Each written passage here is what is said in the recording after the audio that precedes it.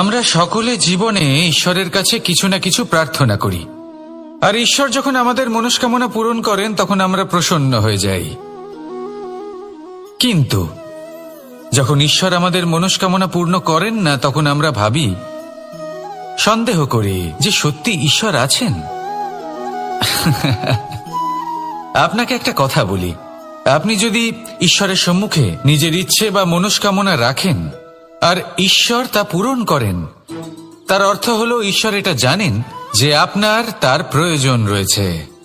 কিন্তু যদি আপনি কামনা করেন আর তা পূর্ণ না হয়, তাহলে শুধু এটা মনে রাখবেন যে ঈশ্বর সেই সব দেখতে পান যা আপনি দেখতে পাচ্ছেন না। দ্বিতীয় কারণ হলো এটা, ঈশ্বর এটা খুব ভালো করে জানেন যে যে ইচ্ছে আপনি রাখছেন সেই ইচ্ছে আপনি নিজের জোরে পূর্ণ করতে পারেন। তাই যদি আপনার ইচ্ছে ঈশ্বর পূর্ণ করেন, তাকে ধন্যবাদ জানান, আর যদি উনি আপনার ইচ্ছে পূর্ণ না করেন, তাহলে আরো ধন্যবাদ জানান। কারণ হয় উনি আপনার মঙ্গল চাইছেন, বা উনি আপনাকে ততটাই যোগ্য বলে মনে করছেন যে আপনি নিজেই নিজের ইচ্ছে, নিজের স্বপ্ন পূরণ করতে পারবেন।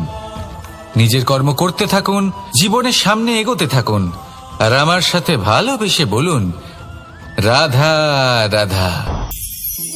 আম এবং নিম, এই দুই যে যার স্থানে অত্যন্ত বিশেষ, অত্যন্ত শ্রেষ্ঠ। আম আমাদের শক্তি বাড়ায়, আর অন্যদিকে নিম রোগের সাথে লড়াই করার আমাদের ক্ষমতা বাড়ায়। এবার আম অত্যন্ত মিষ্টি হয় আর নিম অত্যন্ত তিক্ত। তাই এই কারণে কি নিমের নিরাশ হওয়া উচিত বা নিজেকে ঘৃণা করা উচিত? তার স্বাদ তিক্ত? কখনোই নয়। দেখুন, নিম তিক্ত, এতে নিমের কোনো দোষ নেই। দোষ হলো জিহ্বার, যে মিষ্টি পছন্দ করে, তিক্ত পছন্দ করে না। কিন্তু যদি আপনি নিজের জীবনে নিমের প্রয়োগ না করেন, তাহলে আপনার রোগ প্রতিরোধ ক্ষমতা বাড়বেই না। তাই নিম হলো অত্যন্ত গুরুত্বপূর্ণ। এর থেকে আপনি কি শিক্ষা পেলেন? এটাই যে জীবনে কখনো অন্য কারোর মাপকাঠি দ্বারা নিজেকে পরখ করবেন না। আপনার যোগ্যতা, আপনার বিশেষত্ব, আপনার গুণ, অপগুণ, এই সব কিছু আপনি নিজে বুঝে নিন, সেটাই যথেষ্ট। আসুন আর আমার সাথে ভালোবেসে বলুন, রাধা রাধা। কোনো বাড়িতে, কোনো পরিবারে যখন কারোর জন্ম হয়, তখন তা কত সুখের মুহূর্ত হয়। সেই ছোট্ট সন্তান যখন কিছুটা বড় হয়, সে হাঁটার চেষ্টা করে, আর সেই প্রক্রিয়াতেও খুব বড় একটা শিক্ষা লুকিয়ে রয়েছে, ঠেলে দেওয়া। যখন আপনি হাঁটতে চান, সামনে এগোতে চান, তখন আপনি কি করেন? নিজের পায়ের তলার যে মাটি, তাকে আপনি পেছনে ঠেলে দেন। ব্যাস, এই একই জিনিস তো জীবনেও শিখতে হবে। এবার যদি আপনি জ্ঞানের পথে অগ্রসর হতে চান, তাহলে অজ্ঞানতাকে পেছনে সরিয়ে দিতে হবে। যদি আপনি প্রকাশের দিকে এগোতে চান, তাহলে অন্ধকারকে পেছনে সরিয়ে দিতে হবে। যদি আপনি ভবিষ্যতে সফল হতে চান, তাহলে অতীতের যে অসফলতাগুলিকে পেছনে সরিয়ে দিতে হবে। যে জল বইতে বইতে থেমে যায়, তাকে আমরা নালা বলে থাকি, তার থেকে দুর্গন্ধ বের হয়। কিন্তু যে জল বইতেই থাকে, তাকেই আমরা পবিত্র জল বলি। তাহলে আপনিও কর্ম করতে থাকুন, কখনো থামবেন না, আর আমার সাথে ভালোবেসে বলুন, রাধা রাধা। যোগাসন। যোগাসনে আসন অত্যন্ত গুরুত্বপূর্ণ। এবার আমি বলবো সবথেকে শ্রেষ্ঠ আসন কোনটি। আশ্বাস। নিজেকে আশ্বস্ত করতে থাকুন যে আমি আছি, সব ঠিক হবে, যা হচ্ছে ভালোর জন্য হচ্ছে। এই আশ্বাস আপনাকে জীবনে এমন ধনাত্মক বিশ্বাস দেবে যে আপনি বড় বড় সমস্যার সমাধান করতে পারবেন।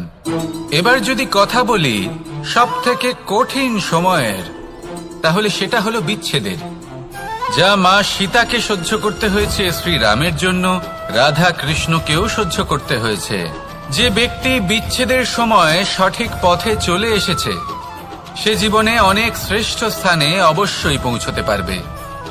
এবার যদি কথা বলি সবথেকে জরুরি এবং গুরুত্বপূর্ণ সময়ের, তাহলে সেটা হলো সংযোগ। সকলকে সাহায্য করতে থাকুন। আপনি অন্যদের সাহায্য করে তাদের যত আনন্দ দিতে পারবেন ততটাই আনন্দ আপনারও জীবনে অবশ্যই আসবে। আসুন আর আমার সাথে ভালোবেসে বলুন, রাধা রাধা। কামবোধ, এটাই আপনার অন্তরের প্রথম শত্রু। বেশিরভাগ মানুষই কামবোধ বলতে লালসা বোঝেন, কিন্তু এটা সম্পূর্ণ সত্য নয়। কামের আসল অর্থ হল কামনা। এটা খুবই সহজ ব্যাপার। মনুষ্য শরীর থাকলে, মানুষের মন থাকলে এই কামনা অবশ্যই থাকবে। এবার এটাই দেখতে হবে যে এই কামনা নেতিবাচক কামনা নাকি ইতিবাচক কামনা। অন্য কারোর জিনিসে নজর দেওয়া, অন্য কোনো মানুষের উপর নজর দেওয়া, কোনো অনুচিত বস্তুর দিকে নজর দেওয়া, এই নেতিবাচক কামনা। আর এই দুষ্কামনা মানুষকে দিয়ে অপকর্ম করাবেই করাবে। তাই মনে রাখবেন, যে ব্যক্তি নিজের কামনাকে নিয়ন্ত্রণে রাখতে পারেন তিনি সঠিক পথেও থাকেন, সঠিক লক্ষ্যে পৌঁছতেও পারেন। যিনি কামনা নিয়ন্ত্রণে রাখতে পারেন না তিনি তার পথও হারিয়ে ফেলেন এবং লক্ষ্যচ্যুতও হন। তাই মনে রাখবেন, নিজের কামনাগুলিকে নিয়ন্ত্রণে রাখুন। কাম নামক এই শত্রুর ওপর বিজয় লাভ করুন। আর আমার সাথে ভালোবেসে বলুন, রাধা রাধা। আমাদের জীবনে দুই ধরনের সম্পত্তি হয়ে থাকে। এক হলো ভৌতিক সম্পত্তি, এক হলো জৈবিক সম্পত্তি। অর্থ, সম্পদ, সুবিধে, খাদ্য এইসব ভৌতিক সম্পত্তির মধ্যে পড়ে। ব্যক্তি, মিত্র, পরিবার, আমাদের আপনজন, আত্মীয় স্বজন সব জৈবিক শ্রেণীতে পড়ে। আর প্রত্যেক মানুষের পক্ষে এই বিভাজন বোঝা অত্যন্ত আবশ্যক। কারণ মূলত আমাদের ব্যবহার দুই রকমের হয়ে থাকে। হয় আমরা ভালোবাসি বা আমরা সদ্ব্যবহার করি। আর সবথেকে বড় ভুল আমরা তখন করি যখন আমরা বুঝতেই পারি না যে ভালোবাসবো কাকে আর ব্যবহার করব কাকে। আমরা ভৌতিক সম্পত্তি ভালোবেসে ফেলি আর ব্যবহার করি জৈবিক সম্পত্তিকে, যেখানে এটা অনুচিত। জৈবিক সম্পত্তিকে ভালোবাসুন আর ভৌতিক সম্পত্তিকে ব্যবহার করুন। যেদিন আপনার মধ্যে এই বোধ জাগ্রত হবে যে কাকে ভালোবাসবেন আর কাকে ব্যবহার করবেন, সেই দিন আপনার জীবনে শুধুই শান্তি বিরাজমান হবে। আর তখন এই মন প্রসন্ন হয়ে বলবে, রাধা রাধা। একটা গাই আর একটা বাছুরের মধ্যে কেমন সম্পর্ক থাকে? একটা গাই নিজের বাছুরকে ডাকে আর সেই বাছুর হাজার হাজার গাইয়ের মধ্যে থেকেও নিজের মাকে চিনতে পেরে যায় আর নিজের মায়ের সাথে এসে জড়িয়ে পড়ে। আর কিছুটা ঠিক এরকমই সম্পর্ক হলো আপনার কর্ম এবং আপনার কর্মফলের মধ্যে। আপনি যেমন কর্ম করবেন, আপনার কর্ম আপনার কর্মফলকে ডাক দেবে। আর আপনার কর্মফল কোথাও না কোথাও থেকে আপনাকে খুঁজতে খুঁজতে এসে আপনার সাথে জড়িয়ে পড়বে। তাই উচিত এটাই হবে যে আপনি সৎকর্ম করুন। কারণ ঈশ্বর যদি আপনাকে আপনার ভুলের জন্য ক্ষমা করেও দেন, আপনার কর্ম কিন্তু করবে না। তাই যদি আপনি দুষ্কর্ম করতে চলেছেন তাহলে আপনি প্রস্তুত থাকুন, আর যদি আপনি শুভ কর্ম করতে চলেছেন তাহলেও আপনি প্রস্তুত থাকুন। আপনার কর্ম যেমন হবে তেমন ফল আপনার কাছে নিজে থেকেই চলে আসবে। আজ না হোক কাল, কাল না হোক অন্য কোনো সময় অবশ্যই আসবে। আসুন আমার সাথে ভালোবেসে বলুন, রাধা রাধা। কাল, আজ এবং কাল। আমাদের সমগ্র জীবন এই তিনটির আশেপাশেই ঘুরতে থাকে। আমরা সবসময় বিগত সময়ের বিষয়ে ভাবতে থাকি। অতীতে যদি আমাদের দ্বারা কোনো ভুল হয় সেই বিষয়ে ভেবে ভেবে আমরা সবসময় অনুতাপ করতে থাকি। এটা উচিত নয়। দেখুন, অতীতের থেকে শিক্ষা লাভ করা অত্যন্ত আবশ্যক, কিন্তু সেই ভুল যাতে আবার না হয় সেই কাজটা কিন্তু আপনাকে বর্তমানেই করতে হবে, তাই না? দ্বিতীয় কথা, আমরা সবসময় ভাবি আগামী দিনের বিষয়ে, ভবিষ্যতের বিষয়ে। আমরা ভাবি যে কাল করে নেব, আজ এই কাজ করতে পারছি না, কোনো ব্যাপার নয়, কাল করে নেব। আজ কাজটা শুরু করতেই পারলাম না, কোনো ব্যাপার নয়, কাল করে নেব। আজকের দিনটাই ভালো ছিল না, কোনো ব্যাপার নয়, সেটা কাল করে নেব। ব্যাপারটা বুঝুন, আপনি নিজের সময় নষ্ট করছেন। দেখুন, এই যে কাল, তা কখনোই আপনার হাতে আসবে না। তাই যে কাজ করতে চান সেটা আজকেই করুন, অন্তত শুরুটা করুন। কারণ এই আগামী সময় তা সবসময় আপনার থেকে এক কদম আগে থাকবে, একদিন এগিয়ে থাকবে। জানেন কেন? কারণ এই কাল আপনার জন্য অপেক্ষা করবে না, সেই জন্য আপনিও এর জন্য অপেক্ষা করবেন না। যা করার তা আজকেই শুরু করুন। কারণ যে বর্তমানে নিজের ভিত স্থাপন করেন না, ভবিষ্যৎকালে তার সুন্দর শক্তিশালী ভবন কখনো নির্মাণই হয় না। আসুন আর আমার সাথে ভালোবেসে বলুন, রাধা রাধা। সাফল্য খুব সহজ এক শব্দ। এটা হলো সেই সব শব্দের মধ্যে অন্যতম যা মানুষ একটু বুঝলেই ভাবেন সব বুঝে ফেলেছি। আর যেই উনি বুঝতে পারেন সাফল্য কি, আজীবন সেই সাফল্যের পেছনেই ছুটতে থাকেন। এই সাফল্য হলো একটা খেলার মতো, যাতে মানুষ নিজের সমস্ত জীবন বাজি লাগিয়ে দেন। আর প্রত্যেক খেলার মতোই এরও কিছু নিয়ম রয়েছে। আর প্রাথমিক নিয়ম হলো, এই সাফল্য লাভ করার জন্য সাফল্য লাভ করার স্বপ্ন আপনাকে অবশ্যই দেখতে হবে আগে। হ্যাঁ, কিন্তু শুধুমাত্র স্বপ্ন দেখলেই কিছুই হবে না। স্বপ্ন দেখুন, তারপরে আপনার নিজের নিদ্রাকে ভঙ্গ করতে হবে, দিনরাত পরিশ্রম করতে হবে, দিনরাত চেষ্টা করতে হবে। তবেই এই সাফল্য আপনার কাছে আসবে আর আপনার পদানত হবে। তাহলে স্বপ্ন দেখুন আর পরিশ্রম করে তাকে সার্থক করুন। যদি এটা করেন তবেই সাফল্য সহজেই আপনার কাছে আসবে। আর তখন মন প্রসন্ন হয়ে বলবে, রাধা রাধা। সমস্যা, প্রত্যেকের জীবনেই সমস্যা আসা যাওয়া করে। আর প্রত্যেক মানুষ সমস্যা আসার পর তার সমাধান খুঁজতে উঠে পড়ে লাগেন। কিন্তু যখনই সমস্যার সমাধান হয়ে যায়, আমরা সুপ্রসন্ন হয়ে যাই এবং অসাবধানও হয়ে যাই। আমাদের মনে হয় যে আমরা সম্পূর্ণরূপে সমস্যার অন্ত করেছি, কিন্তু কোথাও না কোথাও একটা ছোট্ট বীজ রয়েই যায়। আর সেই বীজ আমাদের অসাবধানতার ছত্রছায়ায় বড় হতে থাকে, আর তারপর মহা সংকট হয়ে আবার আমাদের উপর আক্রমণ করে। এই সংকট যে কোনো রূপে আসতে পারে, কোনো শত্রুর রূপেও আসতে পারে, বা কোনো মহামারীর রূপেও আসতে পারে। সেই জন্য সবসময় সাবধান থাকাই উচিত। কারণ অসাবধান হলে কি হয়, আমাদের সুরক্ষা চক্রে একটা ছেদ উৎপন্ন হয়, আর আমাদের শেষ করতে পারে এমন এক বাণ সেই ছেদ বিন্দু হয়ে আমাদের হৃদয়ে প্রবেশ করতে পারে। তাই যে কোনো সমস্যার সমাধান করুন, জয়ী হন, উৎসব পালন করুন, কিন্তু সাবধানে থাকবেন।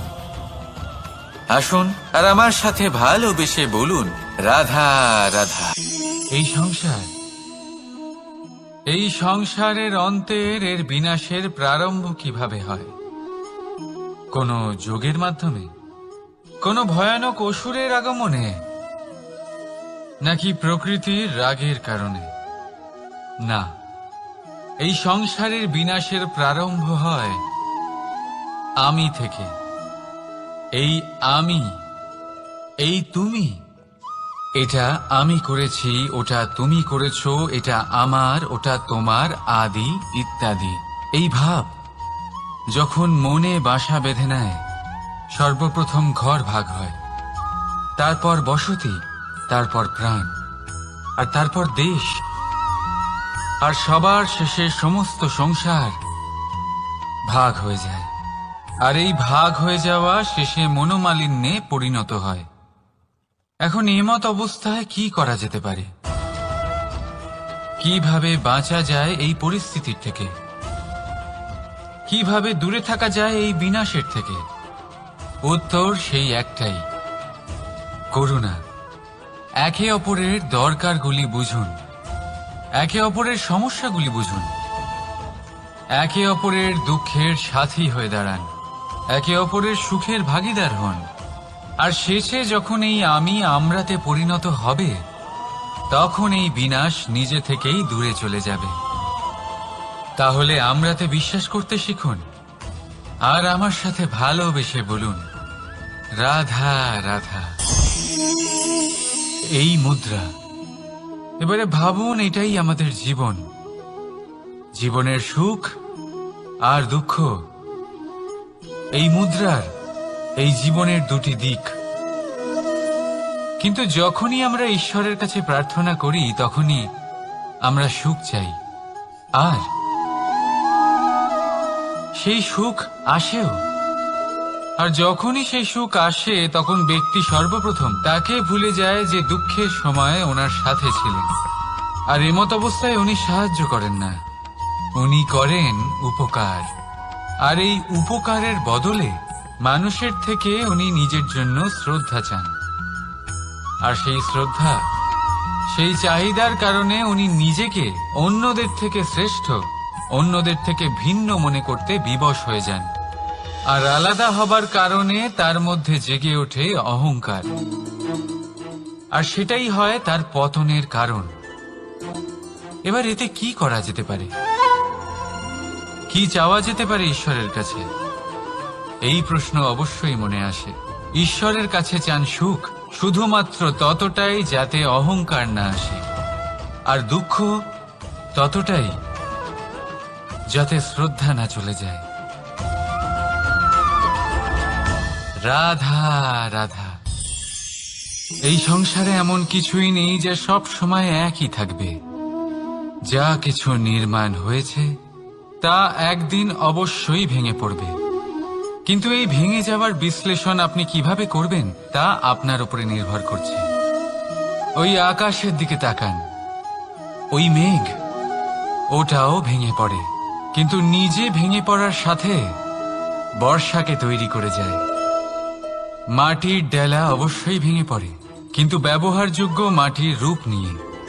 এই ধরিত্রীর বুকে কোনো এক বীজ যখন ভেঙে পড়ে তখন ধরিত্রীর উপর এক বিশাল আকারের বৃক্ষ নির্মাণ করে। যদি জীবনে কিছু ভেঙে পড়ে তাহলে নিরাশ হয়ে পড়বেন না, নিজের সাহস হারাবেন না। ধনাত্মক দৃষ্টিভঙ্গি দিয়ে দেখতে চেষ্টা করুন। মনে করুন নিয়তি নিশ্চয়ই আপনার জন্য আরো ভালো কিছু ভেবে রেখেছে, যা ভবিষ্যতে আপনার প্রতীক্ষা করছে। ধনাত্মক চিন্তা ভাবনা করতে থাকুন, তারপর দেখবেন শ্রেষ্ঠ রচনা নিজেই তৈরি হবে। রাধা রাধা। চলতে থাকা, থেমে যাওয়া, বিশ্রাম নেওয়া, তারপর দম নিয়ে পুনরায় দাঁড়িয়ে পড়া, আর তারপর আবার সেই পথ চলা। এটা জীবনের অভিন্ন এক অঙ্গ, এটার থেকে আপনি পালাতে পারবেন না। কিন্তু এই অঙ্গকে আপনি নিজের জীবনে কিভাবে প্রয়োগ করবেন, কিভাবে তাকে কাজে লাগাবেন, সেই সিদ্ধান্ত আপনাকে নিতে হবে। যারা হেরে যান তারাও জীবনে থমকে যান, আবার যারা জেতেন তারাও দাঁড়িয়ে পড়েন। যারা হেরে যান তারা হাঁপিয়ে দাঁড়িয়ে পড়েন, যারা জিতে যান তারা দাঁড়িয়ে পড়েন সেই সর্বোচ্চ স্তরে পৌঁছে গিয়ে। এবার দাঁড়াতে তো আপনাকে হবেই, তা হতেই হবে। কিন্তু কখন, কিভাবে দাঁড়াবেন, ক্লান্ত হয়ে নাকি সর্বোচ্চ স্তরে পৌঁছে গিয়ে, সেই সিদ্ধান্ত আপনার। অবশ্যই দাঁড়িয়ে পড়ুন, কিন্তু ক্লান্ত হয়ে নয়, কারণ আপনাকে পুনরায় দাঁড়িয়ে পড়তে হবে, পুনরায় যাত্রাপথে এগোতে হবে এবং সর্বোচ্চ স্তরে পৌঁছতেই হবে। রাধা রাধা। স্বপ্ন, আমরা জীবনে স্বপ্ন দেখতে থাকি, সেটা পূরণ করার পূর্ণ প্রয়াস করে থাকি। কিন্তু এই স্বপ্ন পূরণ না হওয়ার পরিস্থিতিতে আমরা ভেঙে পড়ি, ছিন্ন বিচ্ছিন্ন হই, আর তারপরই বোঝা আমরা আগামী প্রজন্মের ওপর রীতিমতো চাপিয়ে দিই। আমরা এটাই মনে করি যে আমরা যেটা হতে পারিনি সেটা আমাদের সন্তান অবশ্যই হবে। আমরা যা কখনো পাইনি আমাদের সন্তান অবশ্যই তা পাবে। এটা যে অনুচিত সেটা আমরা ভাবি না, কিন্তু এটা ভুল। আর এই ভুল আমরা সকলেই করে থাকি। সন্তান, প্রকৃতি আর পরমাত্মার আশীর্বাদ। ওদের ভেতরে তাদের নিজের একটা অস্তিত্ব। রাধা রাধা। এই পুকুর দেখছেন আপনি? পুকুরের জল কখনো প্রবাহিত হয় না, একই স্থানে জমে থাকে, আর সেই কারণে কিছুদিন পর ময়লা হতে শুরু করে। কিন্তু তাও আমরা একে ত্যাগ করি না, আমরা তবুও একে পুজো করি। শুধুমাত্র এই কারণে নয় যে অতীতে সে আমাদের তৃষ্ণা মিটিয়েছে, কিন্তু এই কারণেও যে যদিও বা সে ভবিষ্যতে আমাদের তৃষ্ণা না মেটায়, কিন্তু প্রয়োজন হলে আগুন অবশ্যই নেভাতে পারে। ঠিক সেই রকমই হয় আমাদের সম্পর্ক, সম্পর্ক যা আমরা বহু বছর পরিশ্রম করে তৈরি করি, যে দরকার পড়লে আমাদের সহায়ক হয় কোনো না কোনোভাবে। সেই জন্য সম্মান করতে শিখুন এই সম্পর্কগুলিকে, শিখুন এই সম্পর্কগুলিকে অটুট রাখতে। কথায় কথায় এই সম্পর্কগুলিকে ভেঙে দিতে শিখবেন না। রাধা রাধা। বিষ, এই শব্দটা শুনলেই মনে অনেক কল্পনা জন্ম নেয়। কল্পনা অসহ্যকর তিক্ততা, কল্পনা অত্যন্ত বেদনাদায়ক মৃত্যু। এবার যদি আপনাকে জিজ্ঞেস করা হয় যে সবচেয়ে বিষাক্ত বিষ কোনটা, তাহলে আপনি কি বলবেন? কেউ বলবে সর্পের বিষ, কেউ বলবে কাঁকড়া বিছের, কেউ বলবে কালকিউটের বিষ। কিন্তু না, এই সমস্ত রকম বিষ সেই বিষের সামনে টিকতে পারবে না যাকে আমরা বলে থাকি কানের মধ্যে ঢালা বিষ। শুনতে অত্যন্ত মিষ্টি, কিন্তু তিক্ততায় অত্যন্ত বিষাক্ত। পেটের মধ্যে যাওয়া এই বিষ শুধুমাত্র একটি মানুষের মৃত্যুর কারণ হয়, কেবল একটি। কিন্তু কানের মধ্যে ঢালা এই বিষ একাধিক সম্পর্কের নাশ করতে পারে। আর এটাতে সেই ব্যক্তির ভুল নেই যে আপনার কানে বিষ ভরেছে, আপনি তাকে দোষ দিতে পারেন না। এখানে দোষ আপনার নিজের, যে এই বিষকে আপনি নিজের উপরে প্রভাব ফেলতে দিয়েছেন, এই বিষকে সুযোগ দিয়েছেন আপনার ক্ষতি করতে। এটা আপনার ভুল। সেই জন্য কুমন্ত্রণায় কখনো কান দেবেন না। আপনার মনে ভালোবাসার দৃঢ়তা জাগিয়ে তুলুন আর নষ্ট করে দিন এই সংসারের সমস্ত বিষের প্রভাবকে। রাধা রাধা। জীবন, আমাদের এই জীবন সুখ আর দুঃখ, এই দুইয়ের মিশ্রণ। এদের সংমিশ্রণই জীবনের ভারসাম্য বজায় রাখে। এখন এই সুখ, সুখ এমন এক বস্তু যাকে সবাই খুঁজে চলেছে। দুঃখ এমন এক অনুভূতি যা সবার কাছে আছে। আমাদের প্রত্যেকের জীবনে সুখ আর দুঃখ আসতে থাকবে আর যেতেও থাকবে, এটা অবশ্যই জীবনে থাকবে। কিন্তু সফলতা, এটা সবার জীবনে আসে না। কেন? কারণ এই সফলতা সুখ আর দুঃখের দ্বারা প্রাপ্ত হয় না। সফলতা প্রাপ্ত হয় নিজের উপরে বিশ্বাস করতে থাকলে। আকাশের ওই সূর্যকে দেখুন, সূর্যের বিশ্বাস আছে নিজের উপর যে সে সমস্ত জগৎকে আলোকিত করতে পারবে, নিজের প্রথম রশ্মি দিয়ে অন্ধকারকে দূর করতে পারবে। সূর্য এই বিশ্বাস নিয়েই আসে, আর কিছুক্ষণের মধ্যেই সমস্ত সংসার থেকে অন্ধকারকে বিনাশ করে ফেলে সে। তাহলে মনে রাখবেন, এই সুখের আভাস, এই দুঃখের অনুভূতি আসতেও থাকবে আর যেতেও থাকবে। শুধু নিজের উপরে বিশ্বাস রাখুন, তারপর দেখবেন এই সফলতা আপনার দাস হয়ে থাকবে। রাধা রাধা। চাঁদ কত শ্রেয়, শুভ্র, কত সুন্দর। কিন্তু যদি আপনি মনোযোগ সহকারে দেখেন তাহলে দেখবেন এই চাঁদেও দাগ আছে। আর এই দাগগুলি থাকার কারণে কি এই চাঁদের মাহাত্ম্য কখনো কমে যায়? কখনো নয়। এর কারণ হলো চাঁদের নিরন্তর চেষ্টা। একবার এই আকাশে দেখুন, এই অন্ধকার সবসময় চেষ্টা করে চাঁদকে ঢেকে দেওয়া, কিন্তু এই চাঁদ সবসময় এই অন্ধকারের সাথে লড়াই করতে থাকে। অমাবস্যা থেকে শুরু করে চাঁদের এই যাত্রা পূর্ণিমা অবধি পৌঁছেই যায়। আর তাই এই চাঁদের পুজো করা হয়, এই কারণে এই চাঁদকে মাহাত্ম্য দেওয়া হয়। এইভাবেই যদি আপনার মধ্যে কোনো দোষ থাকে, কোনো খারাপ কিছু থাকে, তাহলে সেটা কোনো বড় ব্যাপার নয়। চেষ্টা করুন সেটাকে শুধরে নেওয়ার, কিন্তু সেই কারণে নিজেকে খারাপ মনে করা এটা অনুচিত। নিজের ভুলগুলো, নিজের দোষগুলো, নিজের খারাপ দিকের কথা ভুলে আপনি এই সংসারের ভালোর দিকে প্রস্থান করেই দেখুন না।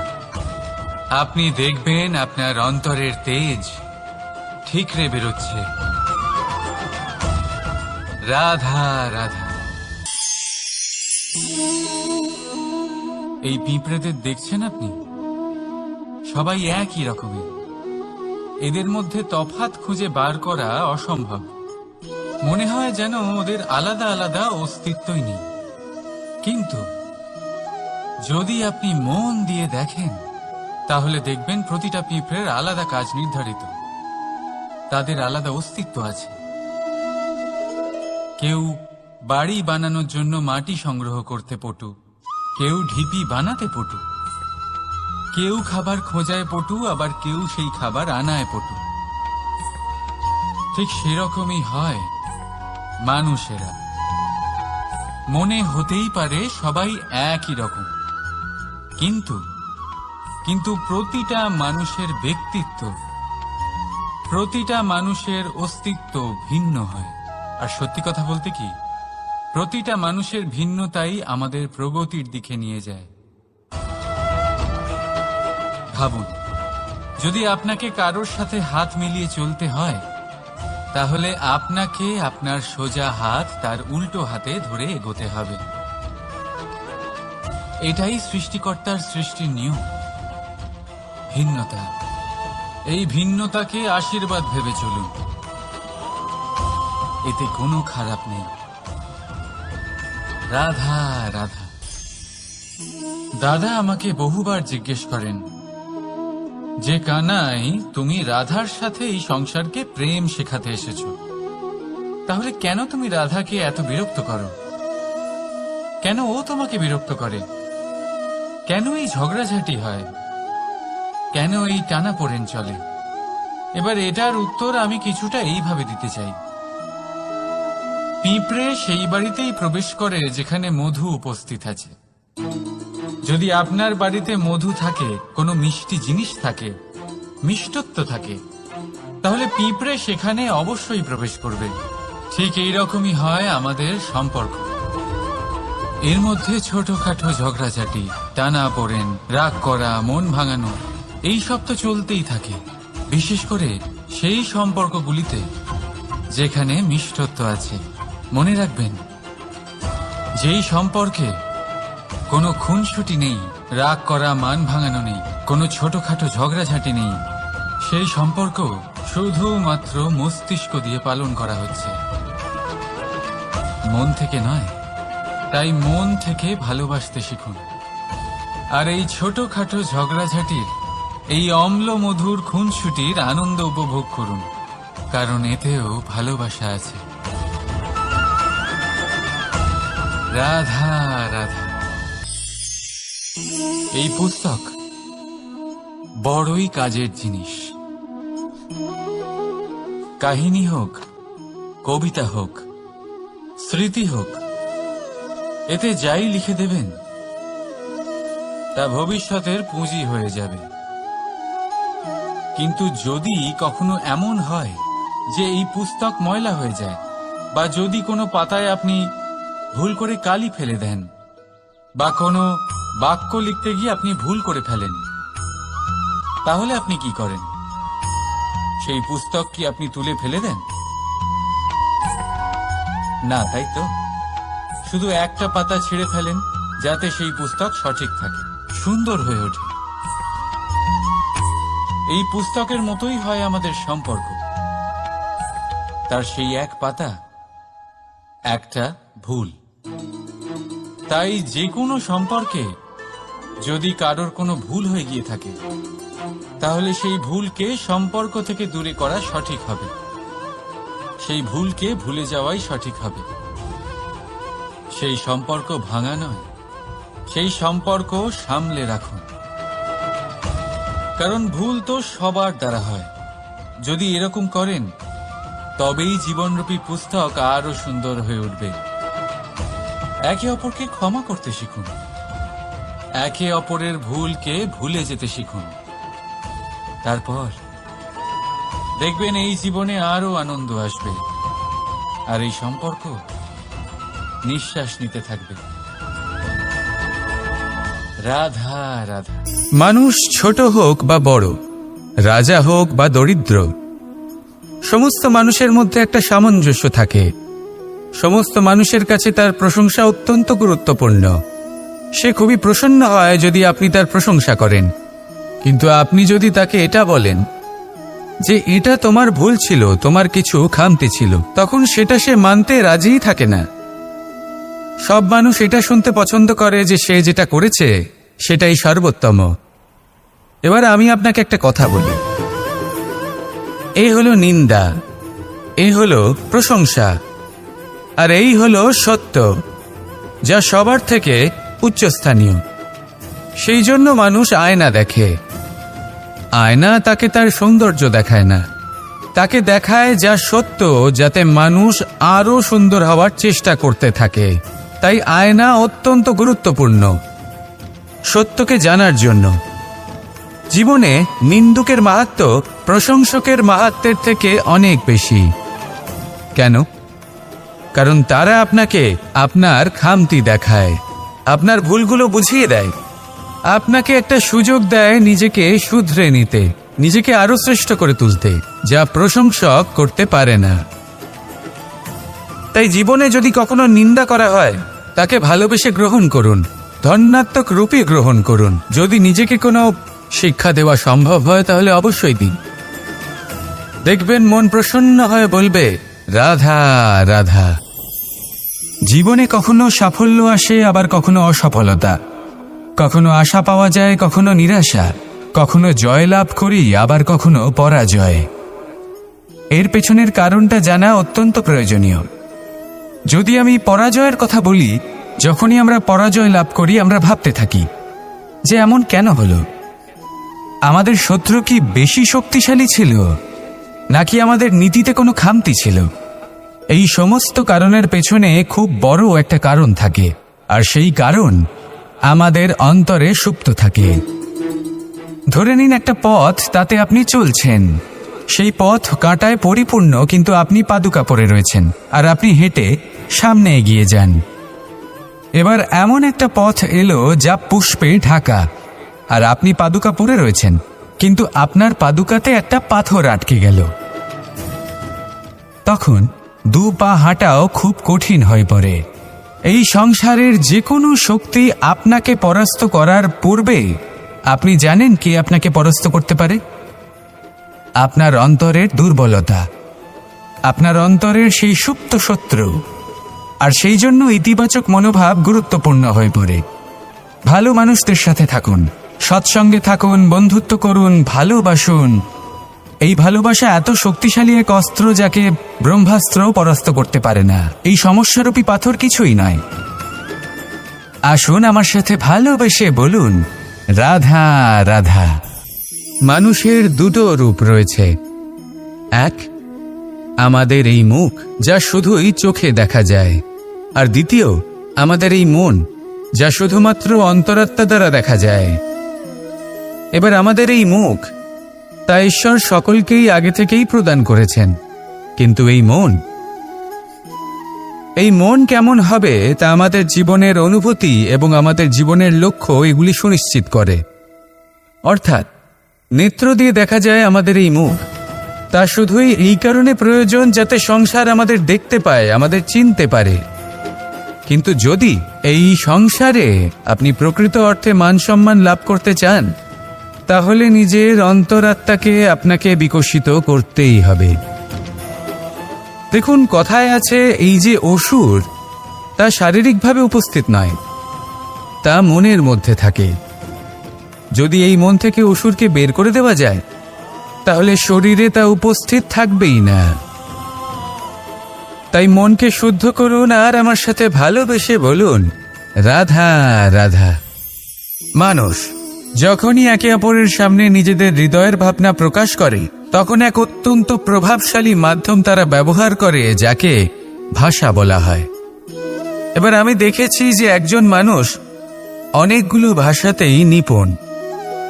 আমি এটাও দেখেছি যে মানুষ অনেকগুলো ভাষায় কথা বলে, কখনো কখনো অনেক ভাষা মিলিত করে তার প্রয়োগ করে, উচিত প্রকারে তাকে ব্যবহার করে না, না সেটাকে সম্মান করে, আর না ভাষাকে শুদ্ধ রাখে। আর এটা হলো অনুচিত। যদি ভাষাকে শুদ্ধ রাখেন, তাহলে ভাষা আপনার চরিত্রকে শুদ্ধ রাখবে, তা আপনার একাগ্রতা বাড়িয়ে তুলবে।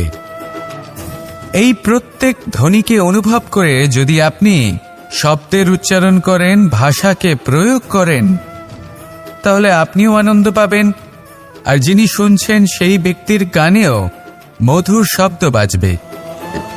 তাই মনে রাখবেন, যে ব্যক্তি ভাষার পবিত্রতাকে সম্মান করে, তাকে সংসারও সম্মান করে। ভাষাকে শুদ্ধ এবং পবিত্র রাখুন, তাহলে ভাষা আপনার চরিত্রকেও শুদ্ধ এবং পবিত্র রাখবে। আর এই মন সুপ্রসন্ন হয়ে বলবে, রাধা রাধা। এ হলো রামায়ণের সময়কালের কথা। সেতু নির্মাণ করার কাজ চলছিল। সমস্ত বানর সেনা এই কাজে নিযুক্ত হয়েছিলেন। বড় বড় পাথর তুলে নিয়ে এই বানর সেনা সমুদ্রে ফেলছিলেন। এই কাজ চলছিল। এমন সময় ছোট্ট একটা কাঠবিড়ালি এলো। ছোট ছোট মাটির ডেলা হাতে নিয়ে সাগরের কাছে যাচ্ছিল, আর বড় বড় পাথরের পাশে রেখে দিচ্ছিল, যথাসম্ভব সেখানে রেখে আসছিল। সারা দিন ধরে সে এই পরিশ্রম করেই যাচ্ছিল। এবার শ্রীরাম তার এই কাজ দেখতে পেলেন। সেই ছোট্ট কাঠবিড়ালিটিকে নিজের হাতে তুলে নিলেন এবং অত্যন্ত ভালোবেসে তার পিঠে হাত বুলিয়ে দিলেন। কথায় আছে যে কাঠবিড়ালির পিঠে যে দাগ আছে, সেই 3টি দাগ এসেছে শ্রীরামচন্দ্রের 3 আঙুলের থেকে। যে কাজ আপনি করছেন তাতে সমস্ত শক্তি প্রয়োগ করুন।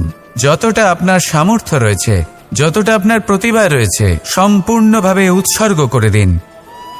ঠিক এমনভাবে কর্ম করুন। সেই কাঠবিড়ালি কিন্তু তাই করেছিল। সেই জন্য শ্রীরামের সাথে সেও সেই কাহিনীতে অমর হয়ে গেছিল। সম্পূর্ণ শক্তি প্রয়োগ করুন, সম্পূর্ণ সামর্থ্যের সাথে কর্ম করুন, কারণ এটাই হলো শ্রেষ্ঠ পথ কোনো কর্ম করার। আসুন আমার সাথে ভালোবেসে বলুন, রাধা রাধা।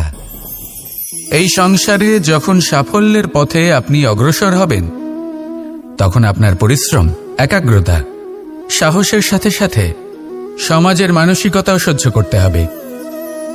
প্রত্যেক ব্যক্তি কিছু না কিছু ভাবেন, কিছু না কিছু বলেন। কিছু মানুষ এমন আছেন যারা ভাববেন যে আপনি কিছুই করতে পারবেন না। তারা আপনার নিন্দা করবেন, আর এই নিন্দার কথা ভেবেই আমরা ভয়ভীত হয়ে পড়ি। সেই কারণে নিজেদের আশা, নিজেদের বিশ্বাস হারিয়ে ফেলি। এবার যদি সেই নিন্দার ভয়ে আমরা লক্ষ্যচ্যুত হই, তাহলে সেটা অনুচিত। সেই জন্য জীবনে শুধু পরিশ্রম করতে থাকুন, সামনে এগোতে থাকুন। যেই দিন আপনি আপনার লক্ষ্য লাভ করবেন, সেই প্রত্যেক ব্যক্তি যারা নিন্দা করছিলেন, তাদের দৃষ্টি আপনা থেকেই পাল্টে যাবে, ঠিক কিনা? এই সংসারকে যা প্রাণ চায় তাই বলতে দিন। যদি আপনি কারোর কথা শুনতে চান, তাহলে নিজের অন্তরের কথা শুনুন। সেটাই আপনাকে উচিত পথে নিয়ে যাবে। সামনে অগ্রসর হতে থাকুন, পরিশ্রম করুন। এমন একটা দিন আসবে যেদিন এই নিন্দুক ব্যক্তিরা আপনার লক্ষ্যপ্রাপ্তির উদাহরণ সবাইকে দেবে। আসুন আমার সাথে ভালোবেসে বলুন, রাধা রাধা।